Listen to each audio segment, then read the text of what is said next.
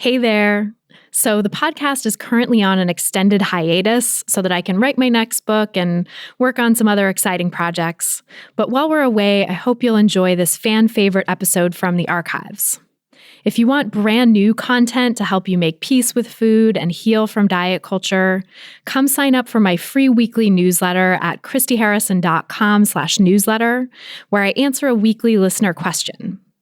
And as always, if you join my Intuitive Eating Fundamentals course at christyharrison.com/course, you get access to our exclusive monthly Q&A podcast where I answer all your new questions. Just go to christyharrison.com/newsletter and christyharrison.com/course to sign up, or click the links in the episode description. Welcome to Food Psych, a podcast about intuitive eating, health at every size, body liberation, and taking down diet culture. I'm your host, Christy Harrison, and I'm an anti-diet registered dietitian, certified intuitive eating counselor, and author of the book Anti-Diet: Reclaim Your Time, Money, Well-Being, and Happiness Through Intuitive Eating, which is available wherever books are sold.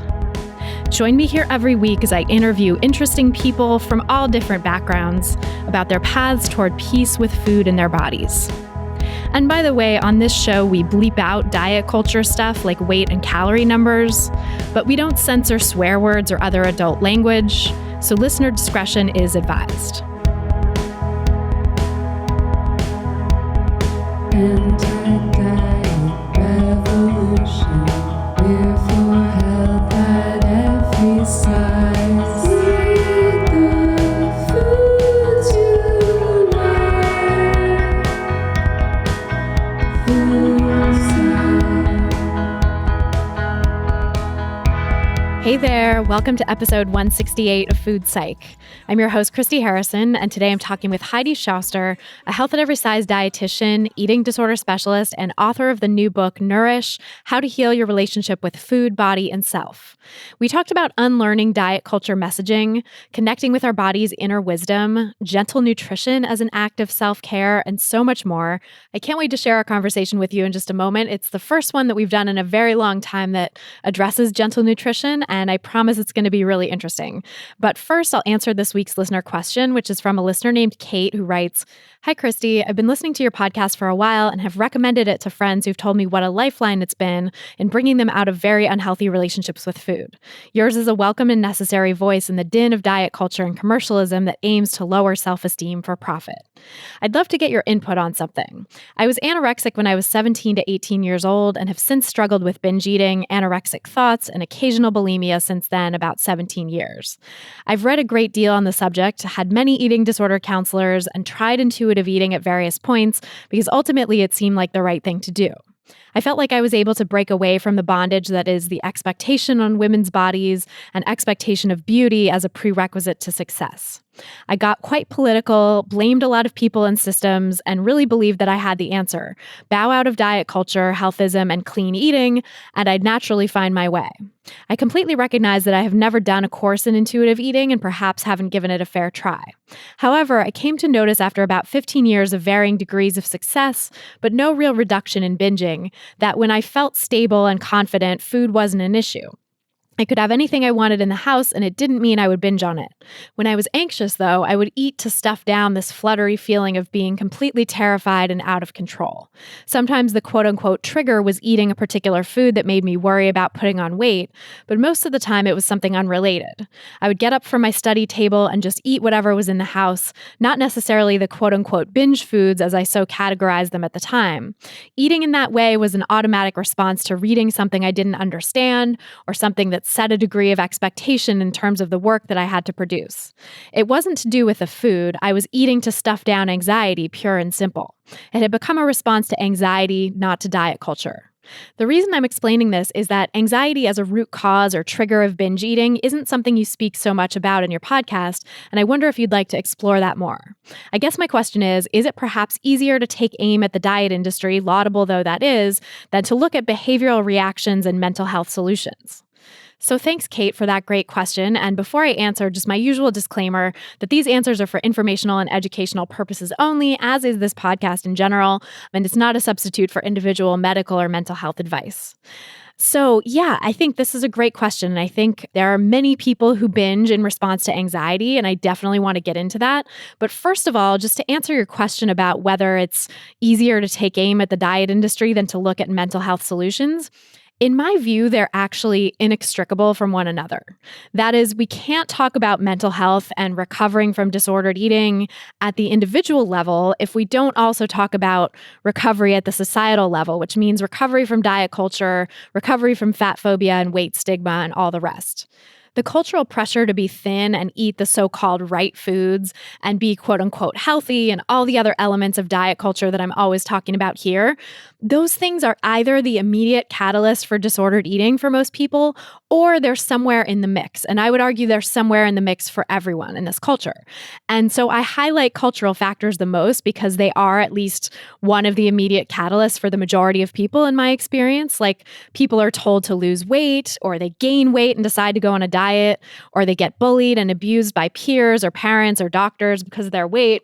And that triggers off the disordered eating. That's oftentimes what sparks it in the first place. And as a lot of my guests on the podcast can attest, and I didn't particularly choose them because they had that story. It's just how it's shaken out. It's sort of like you could do a little mini study on the guests in my podcast. And I think for the most part, a lot of them had this experience of having it start with something to do with their body size, or being shamed for their body size.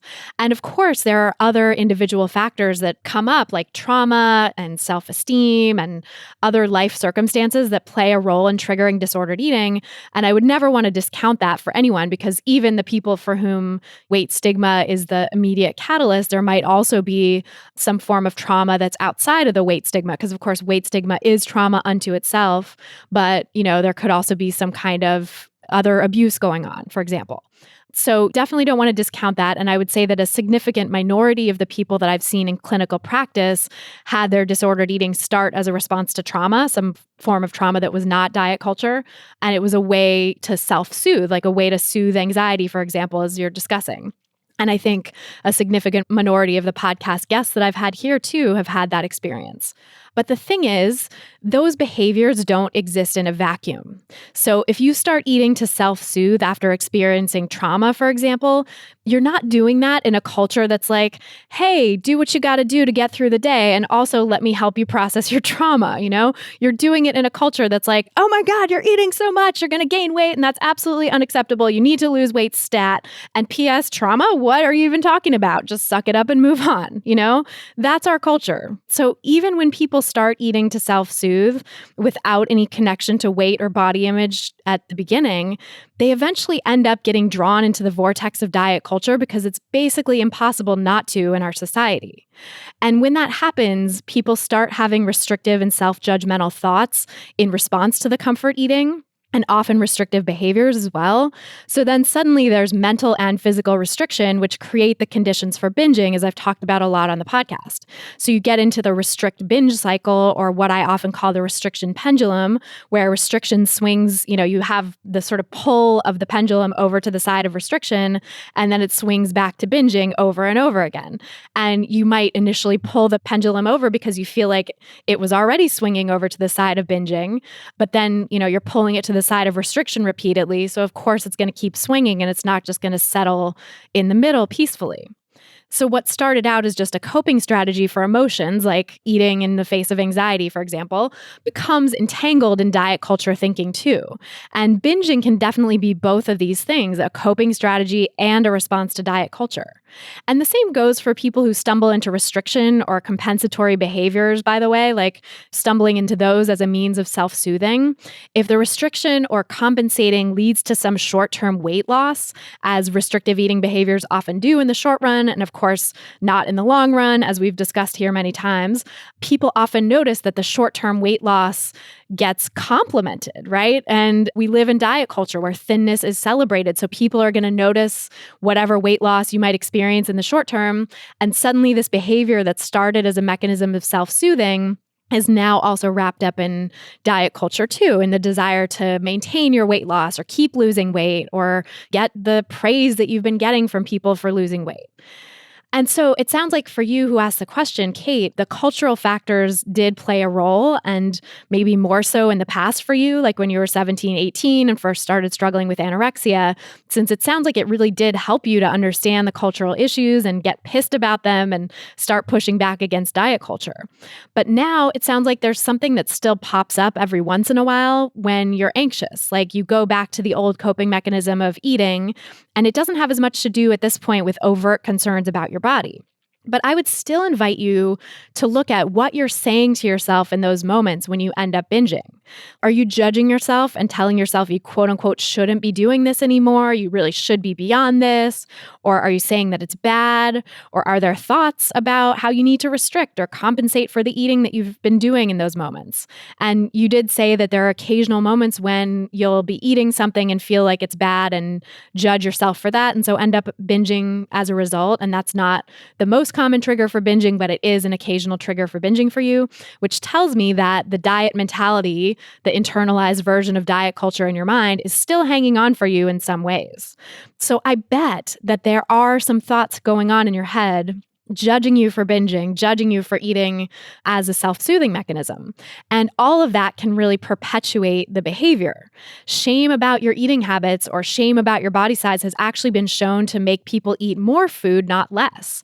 And even calling it binging can sometimes feel pathologizing and judgmental, like making it out to be sort of a really big deal and something scary in your mind. So I wonder if maybe it would help you to reframe those moments as just, I'm eating to self-soothe right now. Oh, look at that. I just ate to self-soothe. I ate because I was anxious. And so basically look at how shaming yourself for the behaviors might be playing a role in perpetuating them.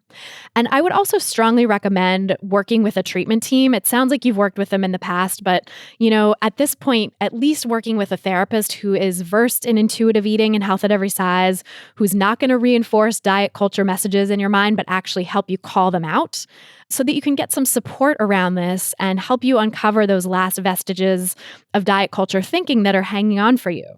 So this is a big part of what I do in my online course, Intuitive Eating Fundamentals, and I really focus on recognizing those subtle ways that the diet mentality is hanging on, because I've found in my clinical practice that everyone I've worked with has those internalized diet culture beliefs that they're not aware of. They have at least some, even if they're really far into recovery or never had a clinical eating disorder, diagnosed eating disorder, even if they're pretty far away from the depths of disordered eating.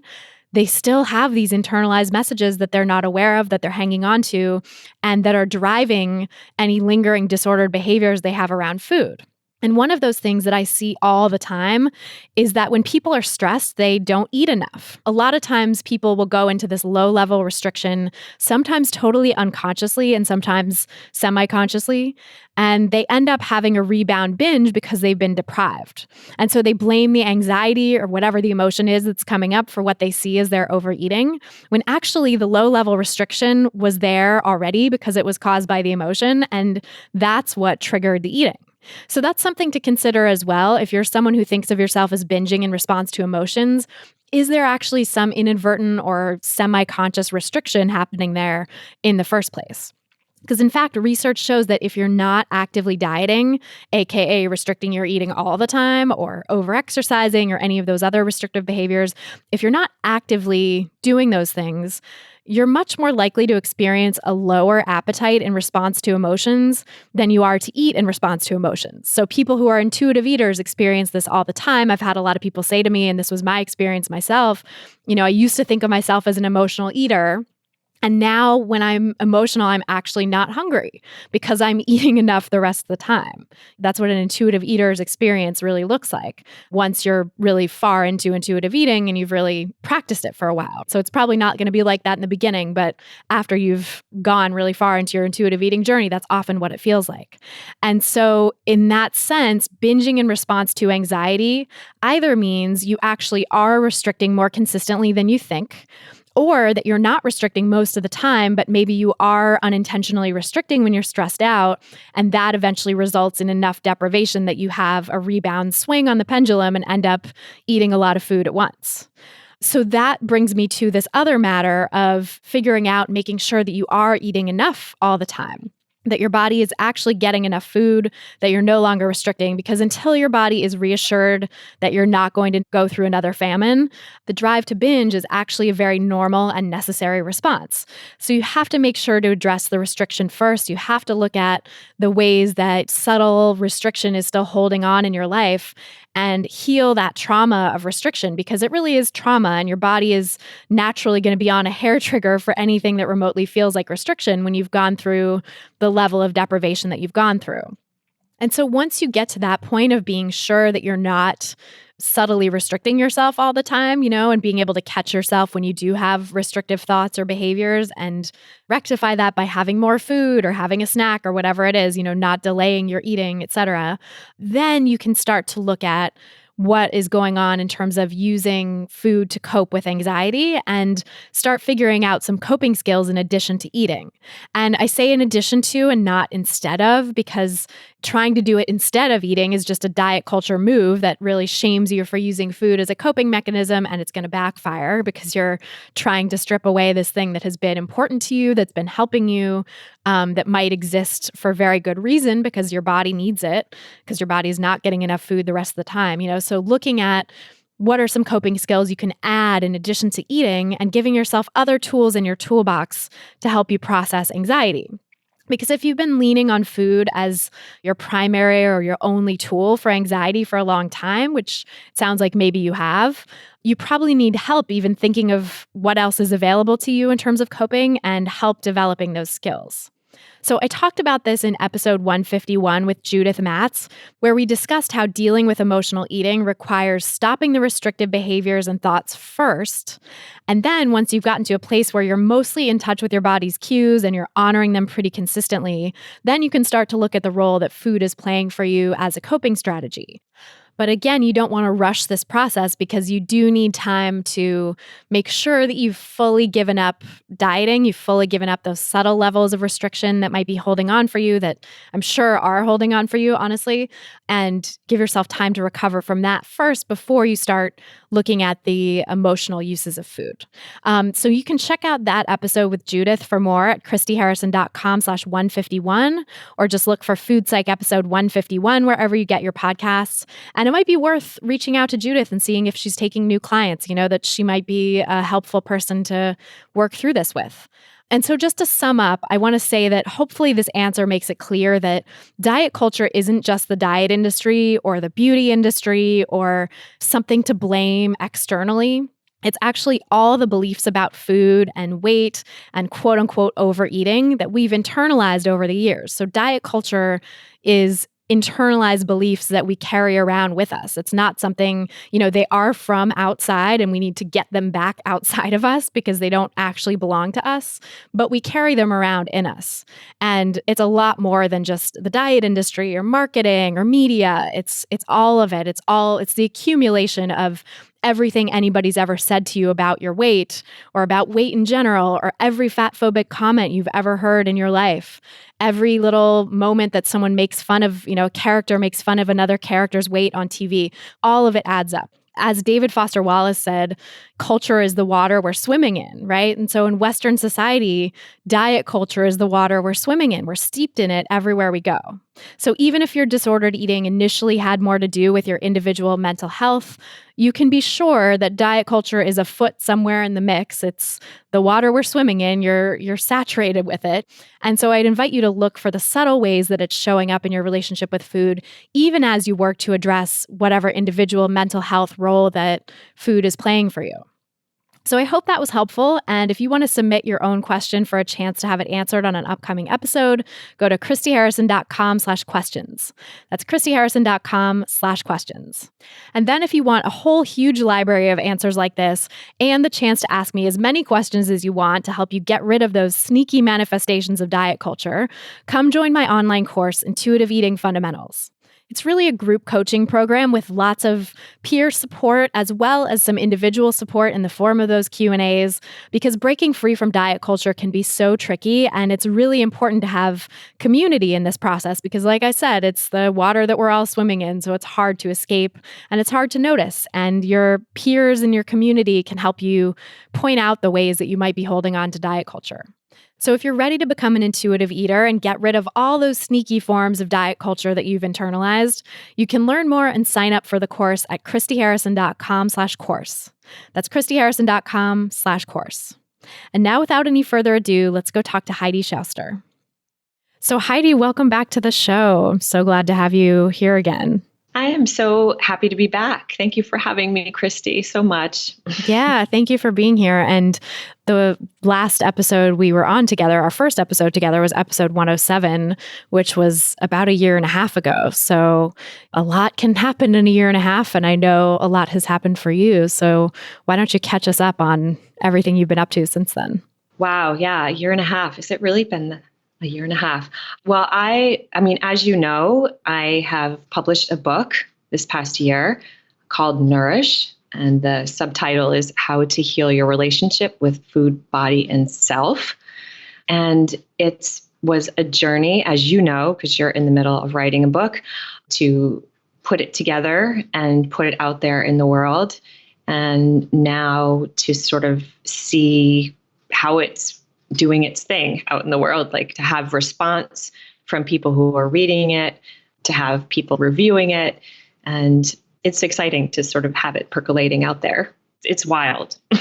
I know, I bet. It must be really fascinating. We were talking a little bit off mic earlier about how it's like another child, like you've raised and created this thing, you're putting it out into the world and seeing what it does, like your baby.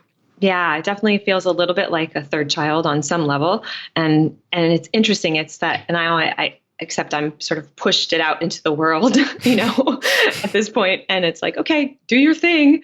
And yeah, it's been exciting to have the response from people who are reading it and really having pieces of it resonate so much with their own experience, and to have people write to me and say how much it's helping them on their journey. It helps remind me like, oh yes, this is why I had all the blood, sweat, and tears to try to put this out into the world. It's actually out there helping people. I live in this really privileged area where so many people can get help for their disordered eating struggles, and it's not everywhere. And so like the idea that there are people who maybe don't have as many resources who are actually reading it, and even those that do say have their own, team of people that they're working with to heal their relationship with food, like even those people to have it as an adjunct and to be using it, it's very humbling and exciting. And it's like, yes, this is why it wanted me to write it. Yeah. Tell me about how that process began, because I don't know if you were even working on the book yet. I don't know if you'd had the idea and were getting started back when we first talked, because I think I'm actually remembering like the episode aired about a year and a half ago, but I think we recorded it, because I'm usually so far ahead, I think we recorded it even several months before that. So it's been like maybe by the time this comes out, close to 2 years since we actually had our last interview. So what was it? What gave you the sort of germ of the idea for the book? What made you decide to write it and got you motivated to do it at that point in your life? Well, it's interesting. It definitely was a journey. I started writing pieces of the book probably about 5 or 6 years ago. I started with blog posts, and some of that content was refigured, and some of the ideas were refigured for the book. And I definitely started writing pieces of it, and I would like write it in really interesting little spurts. Like, okay, this feels like something that wants to be written. And then I'd write a piece of it. And then I'd be like, okay, this feels like something that wants to be written. And I always thought maybe at some point I'd put it into a book, and, friends and colleagues would say, when are you going to write your book? And I would laugh. Oh yeah, maybe when my kids go to college. But I finally I don't know what it was. It was just this moment of like, all right, I feel like I'm going to burst. It just needs to be written. And I don't actually even know if I can remember when that moment happened. I know that the whole process of like really getting serious and like nose to the grindstone about writing it was it was about a year. But I had kind of put pieces of it together, and then I just finally decided, no, it just really wants to be written. And I don't know why it wants to be written right now, because this is maybe not the best time. but it just wants to. And it was sort of like a creative volcano that just needed to erupt. And so I started and I got some help with others who were like trying to write their first book. And that was immensely helpful, especially connecting with one woman who was in North Carolina who was doing the same thing. And we just kind of like cheered each other on the whole time. And then it just unfolded. So I don't even know if I can remember the exact moment when I decided it's just time, but I know like the feeling. And it was almost like a spiritual moment, to sound a little woo-woo about it, but it was like, okay, it's time. It's no longer something I can deny. It's not really me writing this book. It's like the book writing itself, and I'm just going to be the vehicle. That's what it felt like. Yeah, I can very much identify with that, actually, both with my own book and with my online course, which that was probably 3 years ago that I started working on the online course. And that was very much, and I wonder if this was the case for you too, but the online course for me was born out of doing a lot of one-on-one work with clients and kind of talking about the same things over and over again and having these conversations where I was like, oh, here's my piece about this. Here's my, I was sort of noticing like that I was framing things in a similar way from person to person, that all these people were coming in with the same sorts of questions. And I was coming up with like things that resonated, and sort of testing them out with different clients and then finding what really connected with people, what people were able to sort of understand and grasp, and that felt like it moved them forward. And then repeating that and using that and seeing it work with other people and being like, okay, so this is my thing now. This is like how I talk about this topic. And how cool would it be to write this down or to put this in a multimedia format and like get to reach lots more people than I'm ever able to reach one-on-one. And I also had a waiting list, and I also was just like kind of getting burnt out on the one-on-one work. So I was like, the next thing needs to happen. But it was a time when I was very busy in my private practice and with the podcast and like juggling a lot in my life. And it was not the right time. I mean, it ended up being the right time, but it was like I was killing myself to get this done, and I imposed a deadline on myself that was kind of unrealistic, but it was because I just felt like I have to do this so that this can be out there and so that my next phase of professional life can unfold. Yeah, no, I can totally relate to that. And it's almost like when we have those moments where we feel a little bit either burnt out or stale or whatever, it's that creative spark that just comes and it's like, okay, well, this is something different that I could do. And there's like excitement behind it, and then if it can help people, then that there's even more of a stronger drive behind it besides that little creative spark. So yeah, it was like on many levels, it just was time. And, if I had actually known what it would take, I was so naive going into to writing a book. I was like, oh yeah, writing a book. People do this all the time. But I think if I had known what it was really going to be like, I might not have done it. So I'm really glad I went in naive. And I'm so grateful that I got through the process. I think it was really growth inducing for me. And it was, as you know, this book is it's a collection of techniques that I use in my own practice that I've found to be really helpful for the 20 years that I've been doing this work. But it's also personal. It also like draws from lots of different little areas of my own life. So it's really a piece of vulnerability to kind of put it out there in the world. And it felt important on so many different levels. And so the fact that people are reading it and resonating with it and appreciating some of the things I spent a lot of time being very meticulous about around it, like that just makes me so happy. That's awesome. Well, let's talk a little bit about what some of those things are, because you have this structure to it that definitely reminds me of the structure of intuitive eating or of similar books where there's sort of like a step-by-step, and you talk about how they're not concrete steps really, but this kind of progression, this systematic working through of different issues. And I'm curious to hear what those steps are and why you frame them the way you did or put them in the order you did. Sure. Yeah. I mean, and as you said, they're not linear steps in any way. And I say that throughout the book, just because body acceptance, I call it body acceptance, if not love, is step 2. Doesn't mean that you're like, once you're done with working on body acceptance, you're done and you're going to move on. It means that you're probably going to circle back and need to do work on that over and over again throughout the journey. So even though I've listed them as steps, I've definitely stressed that they're not linear and they're often revisited. But I did start with some of the steps that I think are kind of foundational and kind of concrete if someone is working on their healing around food and their body, which is, as you know, stuff you talk about all the time in the podcast, letting go of dieting, working on body acceptance, if not love, and doing awareness work. That's like sort of step 3, which is actually paying attention to your own habits around food, for example, before you actually even try to change them. In fact, I think I've found, and you probably found in your own work, that when people try to jump into change so fast, it often backfires. It's really important to sort of pay attention and slow down and listen before jumping into any kind of change work.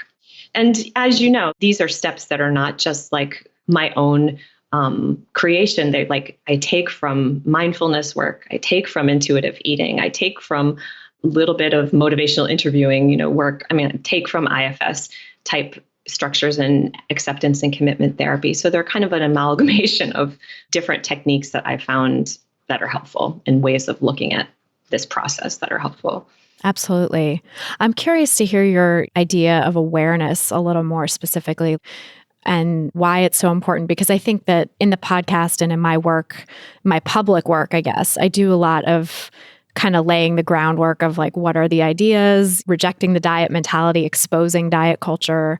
And this gets into like a whole other layer here, but I feel like for me, speaking publicly, I almost don't want to speak publicly about some of the much later principles of intuitive eating, like gentle nutrition specifically, and also sometimes movement, depending on where a person is in their relationship with movement. It's like so hard to know where people are at in their own journey. So I tend to stay with the principles that like everybody can do, even if they're sort of early on, where it's not getting too advanced and where you don't have to have all the other foundations kind of set in order to approach those final principles without falling back into the diet mentality.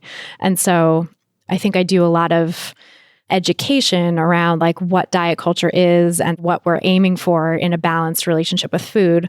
But I find that sometimes when people are coming to me, when they're coming into my online course or when they're coming to work with me one-on-one, they're like wanting to already be there, feeling like they have to be doing this because they've been hearing me and my guests talk about it on the podcast, and they've been reading about intuitive eating in all these places, and the sort of general drumbeat of like, we got to get rid of the diet mentality, you got to do this, this, and this, the sort of things that we talk about publicly, they feel like they should already be doing. And I think it's so different to hear about it and intellectually understand it versus to actually put it into practice in your life. And so to me, like self-compassion is so foundational there in terms of having compassion for yourself that you're not already there yet and not expecting that of yourself. Absolutely. But that awareness piece, I think, is really important too. And I'd love to hear you talk about what are some of the ways people can start to be aware without judgment, without pushing themselves, without feeling like they should already be there right now. Yeah, I think that non-judgmental place is so important.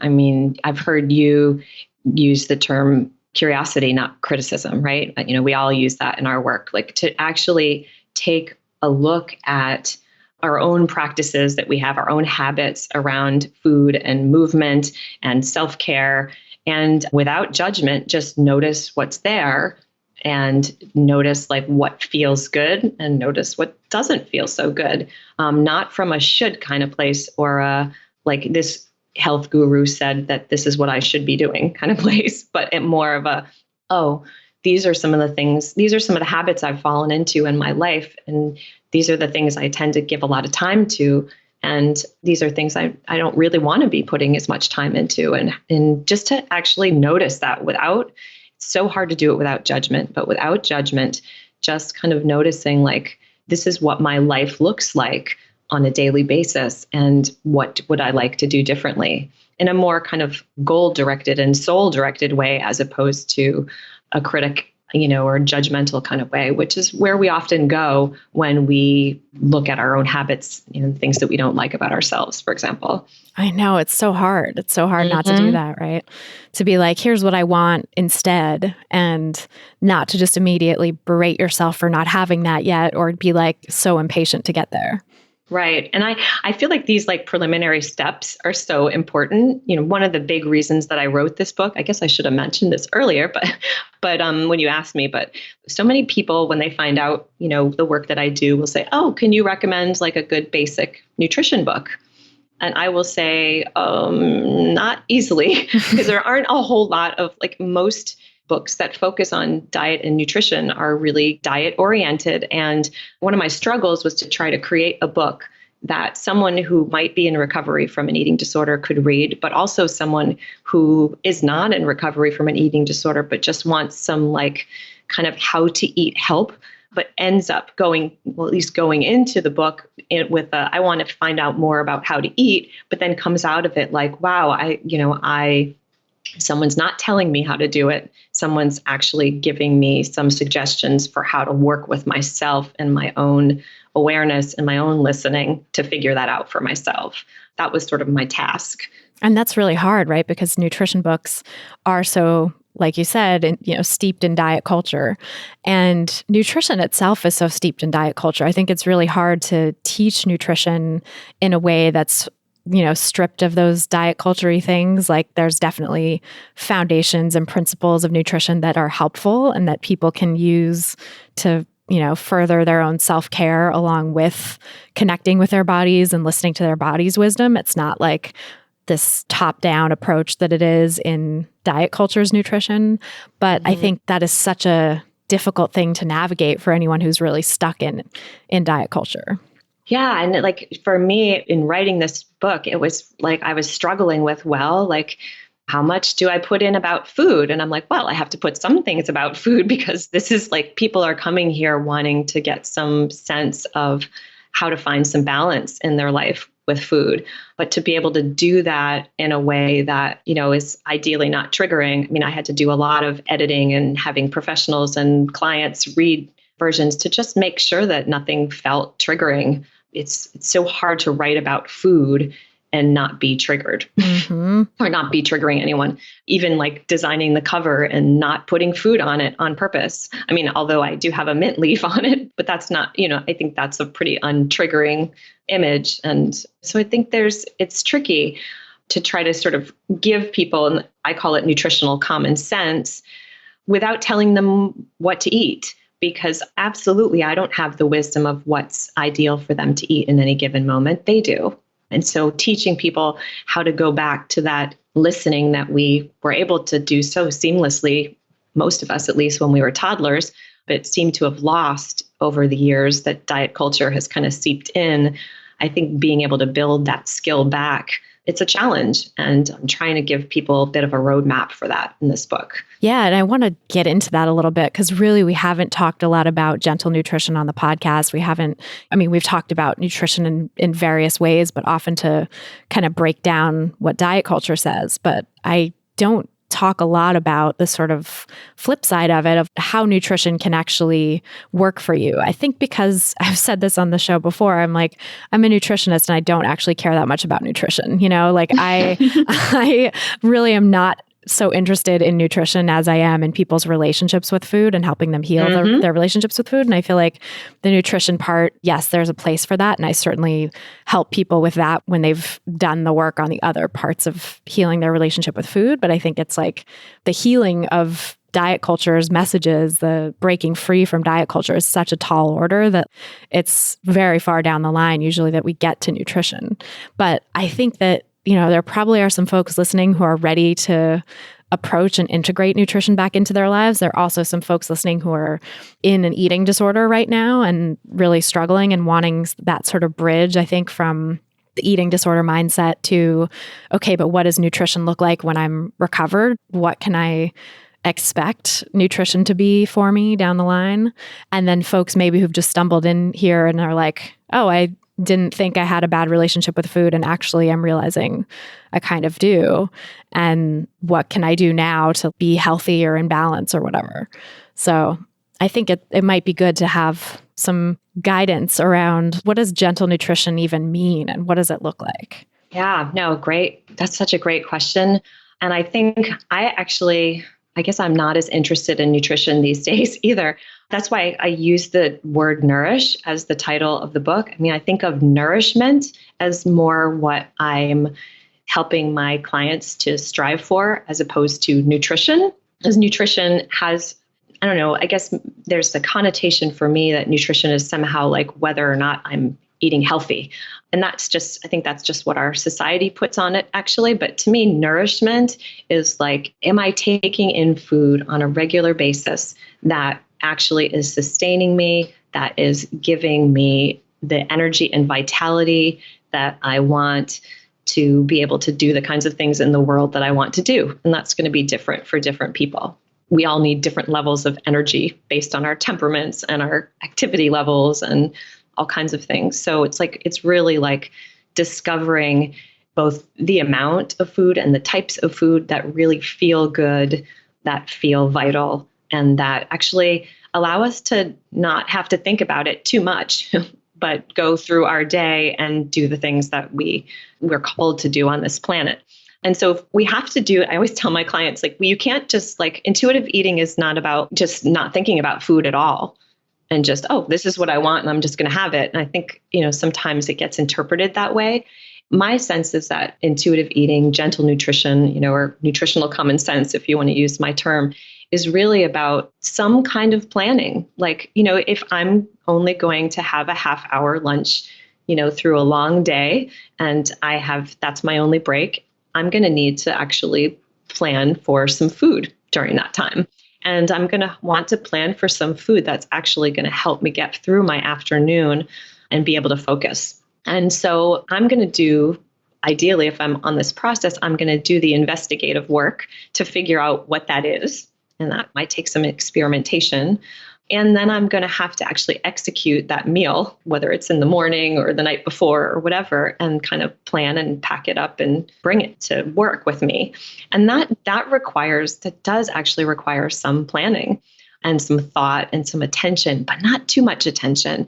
It's not like an obsessive kind of like, oh my gosh, if I don't eat the perfect lunch, then I'm going to have a really bad, interview in the afternoon. It's more like, can we approach it with like, how can I take the best care of myself today as I'm going into this really long work day? How can I take the very best care of myself with food? And it becomes kind of an act of nurturing ourselves if we use food in that way. And it's a very different relationship with food than trying to, quote unquote, get it right. And that's, I think, how so many of us approach nutrition, for better or for worse. We're kind of taught that way, that it's about getting it right. But it's not really about that. It's really about, in the moment, can we take good care of ourselves? And in choosing food, we actually have this amazing ritual, and it can be just that. But it doesn't have to be perfect. It just has to feel caregiving, so to speak, in order for it to feel balanced, I think. Right. And I'm really struck by I forget who it was, but there's a psychologist who has the concept of the good enough parent. Maybe it's like Erickson or something, maybe someone listening will probably know, but it's this idea that the parents don't have to be perfect to be good caregivers. They just have to be good enough. And they're going to make lots of mistakes and they're going to fuck up their kids in certain ways and whatever. But, if they're good enough parents, they're going to give them sort of a baseline of functioning in the world that will serve them. Yeah, that intention is so important. It's really all about intention. And actually, in the process of raising a couple daughters who are now teens, they feel that intention. So even if you do screw up and you say something that you didn't mean, it's okay, especially if your intention is there, and if you're also capable of owning it and apologizing, for example. They really feel you striving to be the best parent that you can be, even if you're struggling through it, which we all do. And I think it's kind of like that with food. You're right. I think the intention that we approach our meals when we're at that countertop and we're fixing ourselves our lunch, are we doing it with with this sort of hurried sense of I better get it perfect? Or are we actually caring for ourselves? Like, this is my little self-care moment of the day where I'm going to make sure that I make that sandwich, just the way I like it, and add a little extra zing or flavor here and there, because this will actually make me feel good. So it's a very different approach. And it incorporates pleasure, like you said, making it something that you enjoy eating. And it also incorporates enough. Like, I've actually started talking a lot, and I have a section in my book about the concept of enough, where like that was actually the working title. It's like I've discovered it is not now going to be the final title. I'll be able to announce the final title soon, but it's very much a theme throughout the book, is this concept of enough. And it doesn't mean like just enough or you're going to be too much. It's more like we're always in this mentality of scarcity in diet culture. We're in this mentality of deprivation. And so allowing ourselves to have enough and abundance and as much as we want, that's this idea, I think, that you're talking about too, in terms of nourishing yourself and having, the common sense nutrition include like, I need to have enough to get me through this day. I need to have enough to be satisfied through my meeting. And I also need to probably pack a snack because I'm going to need something in the afternoon, just like this kind of idea of providing for yourself. Totally. I know in my own recovery that a sense of abundance was particularly important. Like, I needed to feel that food was not going to be scarce in any way. And so I became the person who always had the good snacks in her bag. and like, I to this day, I'm like, I tend to be someone who is really planful about making sure that I have food around me if I'm not going to have breaks. And I do that as like an act of self-care, and it doesn't require a whole lot of thought or energy anymore because it's like a little automatic. But like creating a sense of abundance, that was particularly important for me. And it's been important for a lot of my clients as well. That sense that like everything that I need is here. And actually, I think the universe kind of works like that, too, if we want to get really like on a spiritual plane about it. But everything we need is really here. And we just need to access it and trust that we will have everything that we need. And there's, when it comes to food, there is a little bit of work that needs to be done in order to make that possible. Like that you can't feel abundance around food if you don't get to the grocery store with some regularity, and for example. So there are practical pieces to it. But that is a huge and helpful intention often to create abundance around food, as opposed to diet scarcity. Right.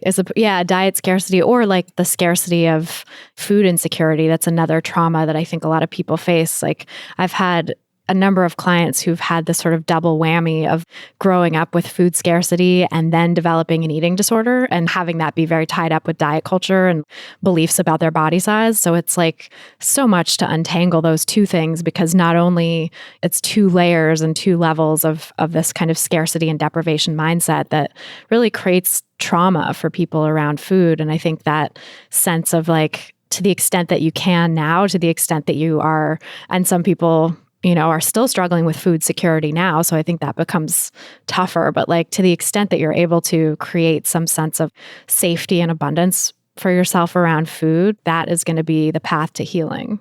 Yeah. And it can be scary for people to do that when they believe that abundance means that they don't have control. I mean, obviously that's a myth that you're out of control. You're not.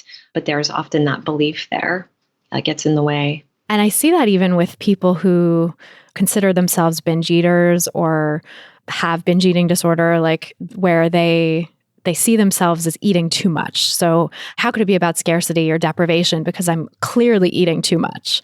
And I think that's a really tricky way that diet culture twists itself, because actually binging is about deprivation, is about lack, is about scarcity. There's an underlying sense of scarcity and deprivation that's creating the conditions for a binge. And so right. It's not that you're lacking willpower or something. It's actually that you do need enough. You need more than enough. You need abundance. Right. And that sense of scarcity can be real experienced scarcity, but it can also be, it kind of brings up a sense of deprivation in the mind.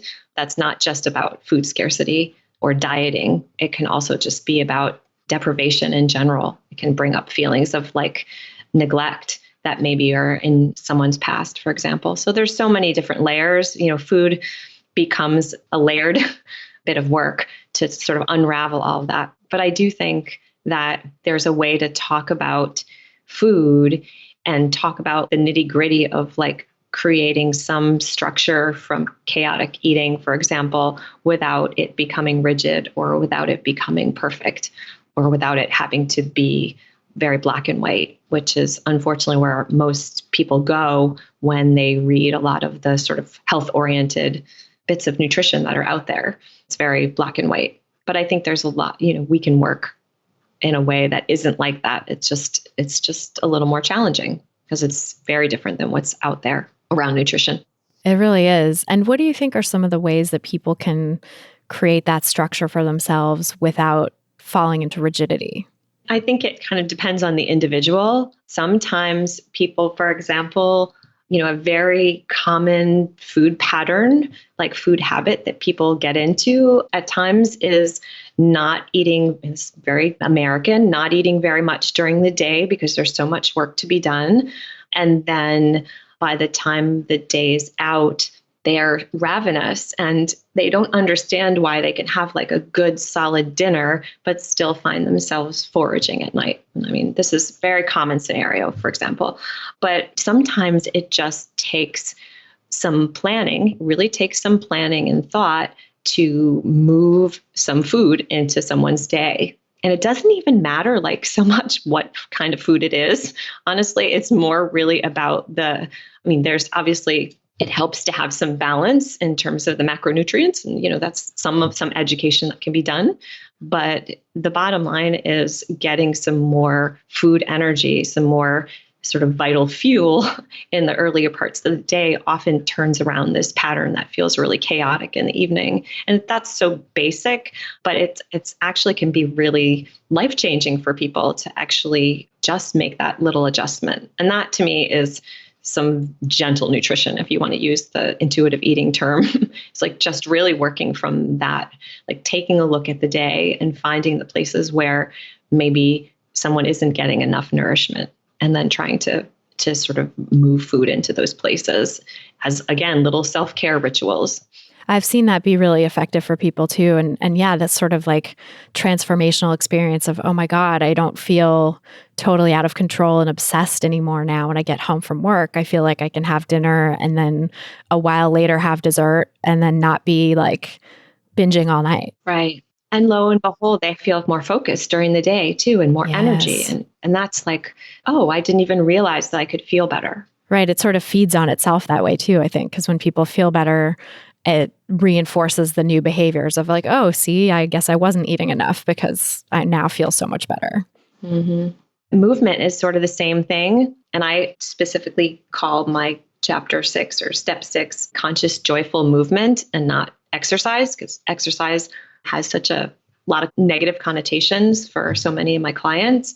But like trying to also work with figuring out what forms of movement, and I mean movement in the purest sense, like work with my body, my ability, my day, what actually helps support me throughout the day. And it's a very different way of looking at physical activity than, say, the traditional fitness industry might look at it. But to actually create, self-care practices around movement as well. So again, it feels like this is one of the ways that I take care of myself, as opposed to, oh, I need to get to the gym. Right. I have to do this. Yeah, exactly. Or I have to do this to earn my food, or I have to do this to work off my food or whatever. Mm-hmm. Absolutely. Yeah, that sort of compensatory mindset is really problematic when it comes to movement. But I think also in terms of food, it's interesting. I just was thinking how in terms of the structure of it, people, I think often in diet culture get scared of certain macronutrients. Specifically in this day and age, it tends to be carbs in various forms of carbs like sugar. And, they just get so panicked about that stuff that they end up not eating enough of that. And I think the structure, again, of like learning to bring back in balanced meals where it's like, oh no, you do need to have bread on your sandwich, or you do need to have rice with your sesame chicken or whatever it is. Like you do actually need that carb, that nutrient in your meal in order to make you feel satisfied, in order to feel like you've had enough. And so giving that sense of abundance again by breaking down some of these diet rules.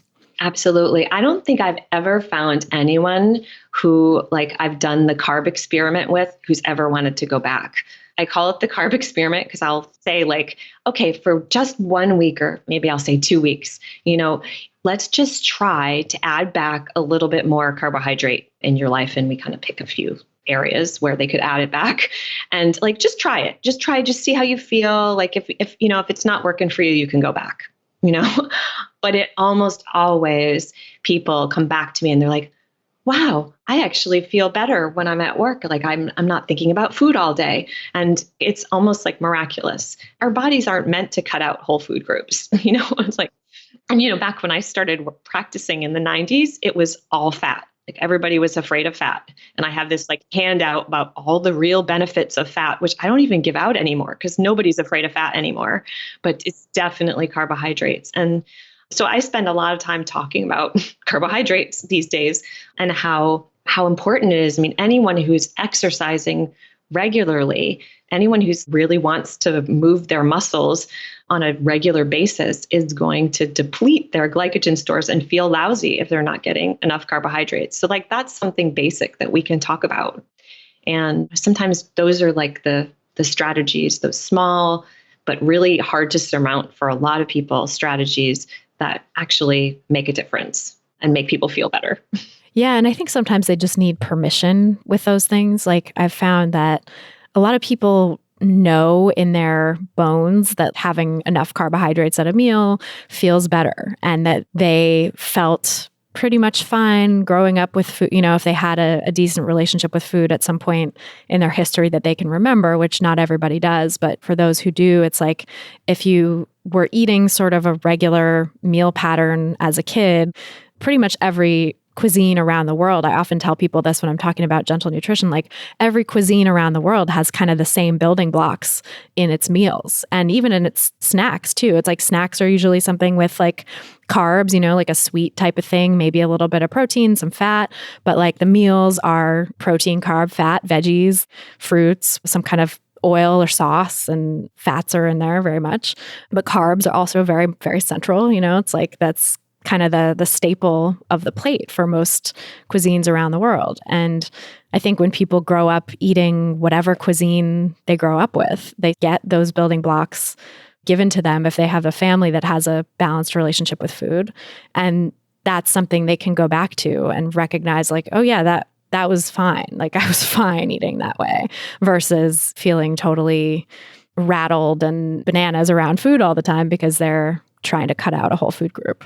Right. Yeah. And carbohydrates are so grounding too. When someone feels like their anxiety is through the roof, they're just floating up above their life. It's amazing how sometimes just a little carbohydrate will just bring them right down to earth a little bit. So it's interesting to watch that happen. So it's you're right. We instinctively learn growing up, how to eat. If we had the opportunity in our homes to have some balanced nutrition and, just going back to that, that sense of being able to self-select food and eat a balanced diet without having to really think about it is possible. It's just you almost have to unlearn some of those patterns of restriction that come in from diet culture. Right. And you can unlearn them at any point. I think it's so amazing to see even people who didn't grow up with a good model of how to relate to food, who grew up with a really disordered family or a lot of weight bias in the family that made their family restrict their eating, even if they didn't restrict everybody else in the family's eating. Those folks can still, at adulthood, make peace with food and learn a much more balanced approach to food. It's not something you have to necessarily learn just at one point in your life. You had a part in the book that I really liked talking about these kids that you worked with who had had a period of tube feeding while they were babies and toddlers and kind of missed the window for learning how to even appreciate food and sort of understand food from a sensory perspective. Having food in their mouths was really foreign to them. And I don't know, your description of how they were able to transform was really, really cool and really instructive, I think. Yeah. I mean, they were able to find some pleasure in taste for the very first time, but they had some steps to go through to get over the trauma of the sensory kind of trauma that was food in their mouth, which was just they had missed all their feeding cues, so they didn't really understand what was going on. So it took some time. And I kind of think of like recovery from, funky eating or eating disorders on any end of the continuum as sort of like that in some ways. Like we have to kind of go through a bit of a process to kind of unpackage some of what got us here to begin with. And then the goal, as I see it, is to sort of develop a style of eating that's really connected to ourselves, not what somebody on the internet tells us we should be eating, and not what some nutritionist tells us we should be eating. I always say, like, if there's a nutritionist that's telling you what to eat, beware. Yep. Fire them. Beware. Yeah. If somebody has a frank eating disorder and needs the structure of some meal planning, like that's different. Right. But what I'm talking about is like someone saying like, I know your body better than you know your body, and this is how you should eat. And I think everyone should do this, that, or the other thing. I worry about that approach. I think the goal, at least in my work, and I'm certain it's in your work too, Christy's, is really helping people to connect with themselves, figure out what are the ways of eating that really nourish you, and also connect with your values and the things that you enjoy, that you find pleasure in, and that sustain you throughout a day. And then incorporating that and noticing then what works and what doesn't work. And always coming back to that sense of I'm taking care of myself with food. Absolutely. And I think that's such a different mindset. And probably maybe for some folks listening, it's confusing because it is so advanced as an intuitive eating practice, like to be at this place of self-care through food, because diet culture in its modern guise as the wellness diet, as I call it, it's all about fake self-care, basically. It's like, right. The wellness diet tells you you're doing self-care, but you're actually doing diet culture. And it is an unlearning, like you said, you have to unlearn the wellness diet. You have to unlearn diet culture's fake ways of self-care in order to come to like a true self-care that is grounded in your own relationship with your body, your own exploration and understanding of what is nourishing and satisfying to you without all that noise of like, oh, but gluten's going to make you feel bad. And then you're like, oh my God, I think gluten makes me feel bad. And is that coming from you or is that coming from diet culture? Like you have to tease out that stuff first before you can get to a point of recognizing like, this is what I actually enjoy eating. Right. And you're right. It's work that's further along in the process. It's not something that's so easy to do when your hunger and fullness cues, for example, are really off because you're recovering from an eating disorder in the early stages. It's not easy to do when you're still really steeped in diet culture and like there's a lot going on in your head that is saying black and white around food. Like you have to kind of work through that first. But I think to get to and also there's this mindfulness, like embodiment kind of work that we haven't even really talked about, where if you're really disconnected from your body, it's so hard to actually access that wisdom that the body has for feeding itself. So it's like actually working on reconnecting with the body. And that's where I think body acceptance is so important, because why would you want to connect with your body if you don't like it? But to actually really honor your body and what it's telling you it wants, you're like, wow, like my body actually is really interested in this crusty bread that's in front of me. Like that's really different than like the voice that's saying, don't eat it, it's got gluten, like to really like actually listen to the wisdom of the body. You have to be connected to it and want to listen to it. And that's challenging. Like you said, it's an advanced work if you're on the journey. Yes, very advanced and because there's so much that gets in the way. Our default mode is intuitive eating, as I always say. That's like the factory setting, other than the people who like those babies and toddlers who end up having to be tube fed because of some digestive problem that they have or something like that. Even out the gate, those kids were probably still programmed to eat intuitively, before that happened. Like everybody, we all have the capacity to eat intuitively. And it's like, I guess the metaphor of like factory settings is kind of a good one. Because if you think about an iPhone that you've jailbroken and put a lot of weird pirated software onto, like, that's going to mess things up. That's going to really destabilize your operating system or whatever. I don't know. Like, I'm kind of making up terms, but maybe programmers I like the metaphor. will know what I'm talking about. Yeah. But it's like, if you get it back to the factory settings that it was designed to have and then put the software on that it is meant to have, that's a whole different story. It's going to be in a much better condition. And I think in a lot of ways, we are similar to that iPhone where like in diet culture, we've all been jailbroken, AKA brainwashed by these messages that we've gotten from toddlerhood, really, like since we could talk.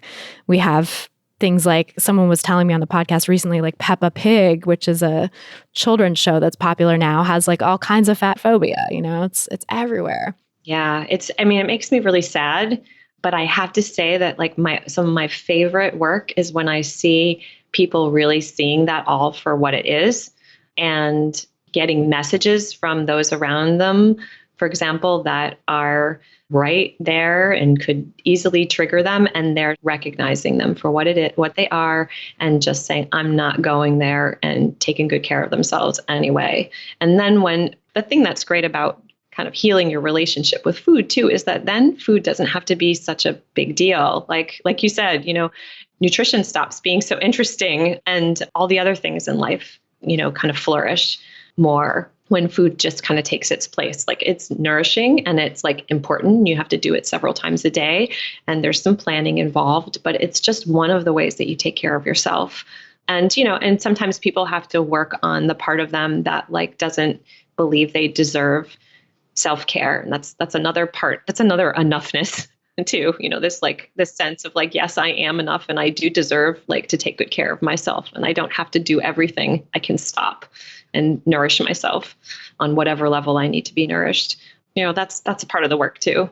But it's so wonderful to see people starting to do that and like their lives just blossoming because their obsession with food and their bodies and with feeling awful all the time just dissolves over time. And their lives are more. They're more. And almost more rooted than they were before, even sometimes. I was just talking about this with someone in my online course where she was like, I'm now at a point where I can hear coworkers talking about the Whole30 and not feel like asking them what that's about or how to do it or what it was like for them or whatever, just to kind of be like, okay, moving on. That's too bad for you, kind of silently in her head, and like, and then go on to something much more interesting. And that is such a gift that we have, like to be able to help people come around to this place where they don't have to because I think that in diet culture, we all sort of live on this disordered spectrum from such a young age, so that even if we're not actively engaging in disordered behaviors or maybe very low grade disordered behaviors, we all have the disordered thoughts. Like, we all have some disordered thoughts around food. And I think once you go through the process of healing a relationship with food because you've been pushed to the point of needing to do that, then you come out the other side with a much more resilient attitude and a much better ability to sort of avoid and weather the storm of those things where you're not low level triggered all the time. Absolutely. It's a blessing of recovery, really, of having to go through this work and coming out the other end, is that, you're much more able to see clearly those messages and just say, oh, I'm really sorry that my coworkers are engaging in that. Like, I have better things to do. Not in a judgy way, because, that's never the way I would want to approach it, but more in a I'm so glad that I'm taking care of myself differently. And there might be, a period of judginess. I think that's a lot of people go through that too, of like being angry when they see diet culture and being angry at the purveyors of diet culture around them. And that's so understandable because it is frustrating. It is part of the journey. Yeah. Totally. Mm-hmm. But then at a certain point, you can get to a place where you're just like, ugh, that again, and you see it pop up and you recognize it for what it is quickly, and then you move on. Yeah, I'm so grateful that my, life is such that I don't get stuck in that anymore, to be able to say that, like, oh, I'm so grateful that I'm not going down that rabbit hole right now. Me too. Yeah. Yeah, no, it's wonderful to see that, to see people move through that process. So that's ultimately what I was trying to do with these steps, is kind of like help people work through that journey. And some of it's about food, some of it's about movement, some of it's about actually creating other sustaining self-care practices that aren't food related, but that help you nourish yourself. And then moving through that process over and over again until you're actually in a place where you feel a little bit more balanced in your relationship with food. Because we have to have a relationship with food. Yeah. As you know, like we can't get through the day without it. To find a way for it to like have its place and not have to be so all-consuming, but to actually have it be nurturing. It's one of those ways we can really take good care of ourselves. Yeah, I think it's really nice when people can come to that place where it's a part of your life, where it's a self-caring, nurturing practice, and where it's also not that big a deal. Like that sort of dialectic of like, it's wonderful and pleasurable and it makes me feel good. And I have a million other things in my life that are kind of, more important to focus on and that make me feel good too. It's not my only thing. It's not the be all end all. Absolutely. Absolutely. You just said it. Well, so tell us where people can learn more about you, learn more about the book. Obviously, they should go listen to your first episode as well to hear more of your story. But for more on the book and gentle nutrition or common sense nutrition, as you say, where can people go? Well, my website is anourishingword.com, like a nourishing word, WORD.com. And that's information about my practice. And you can purchase the book right there on my website. You can also purchase it through Amazon or Barnes & Noble or find booksellers everywhere too. But I always love for people to purchase it on my website. And, I'm very happy to, send signed copies for those that want them as well. But I mostly can be found online, and I'm fairly accessible for those that want to talk about groups or individual work if you're in the greater Boston area. And when I'm full, I have wonderful colleagues all around me that I love to send people to. Yeah, as we talked about in your last episode, Boston is a hub for some good eating disorder recovery work. I feel very blessed to be here. Yes, it's a mecca a little bit for recovery work, but that's, I think that's great for the people who live here. And for those who don't, I'm glad that people like you and I are writing books and putting resources out there in other places. I know. Yeah. We need to paper the earth with books about this stuff because it's so important. Well, thank you so much for being here again. It's always great to talk with you, Heidi. Well, thank you so much, Christy, for having me. I really appreciate it. It's always fun. So that's our show. Thanks again so much to Heidi Schauster for joining us on this episode, and thanks to you for listening. If you want some practical guidance from me for your own anti-diet journey, grab my free audio guide, 7 Simple Strategies for Finding Peace and Freedom with Food.